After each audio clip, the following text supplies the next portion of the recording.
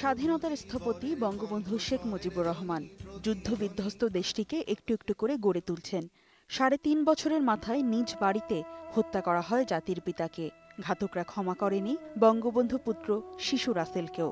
এক রাতেই ১৭ জনকে হত্যা করে দুর্বৃত্তরা। দিনটা ছিল শুক্রবার, সবে ফজরের আজান পড়েছে। গুলি আর মর্টারের শব্দে কেঁপে উঠল বঙ্গবন্ধু ভবন। বারান্দায় যে লোকজন যাচ্ছে আসছে সেটা আমরা দেখেছি। সেই বারান্দা থেকে ইশারা করতেও দেখেছি, যে হাতের আঙুল দিয়ে দেখিয়ে এমনি করা।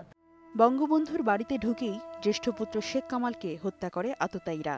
হামলার খবর টেলিফোনে সেনাবাহিনীকে জানাতে চেষ্টা করেও ব্যর্থ হন বঙ্গবন্ধু। দোতলার সিঁড়িতে খুনিরা গুলি করে ঝাঁঝরা করে দেয় জাতির পিতার বুক। একে একে হত্যা করা হয় বঙ্গমাতা বেগম ফজিলাতুন্নেসা, বঙ্গবন্ধুর ভাই শেখ নাসের, শেখ জামাল, তার স্ত্রী রোজি জামাল, শেখ কামালের স্ত্রী সুলতানা কামাল এবং শেখ রাসেলকে।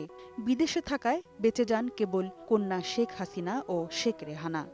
বেগম মুজিব ওই সিঁড়ি থেকে যখন নাম দিয়ে বঙ্গবন্ধুরা দেখছে, তখন বলছে কী করছো, আমার বঙ্গবন্ধু মেরে ফেলছো, আমি যাব না, আমাকে মেরে ফেলো। ওনার উপরে নিয়ে গেল, এর মধ্যে 4-5টা গুলি হলো। রাসেল ভাই বারবার বলতেছে মার কাছে যাব। নিয়ে যাওয়ার পর উপরে ওঠার মনে হয় 2-1 মিনিটের মধ্যে আর 2-4টা গুলি হলো। একই সময়ে বঙ্গবন্ধুর ঘনিষ্ঠ আত্মীয় শেখ মনি ও আব্দুর রব সেরনিয়াবাদের বাড়িতেও হত্যাযজ্ঞ চালায় ঘাতকরা।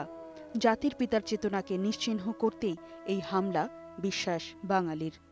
বঙ্গবন্ধু যে সবাইকে, অনেক আন্তর্জাতিক বড় শক্তিকে তোয়াক্কা না করে বাংলাদেশের স্বাধীনতার ডাক দিয়েছিল, এইটা অনেকে মেনে নিতে পারে না।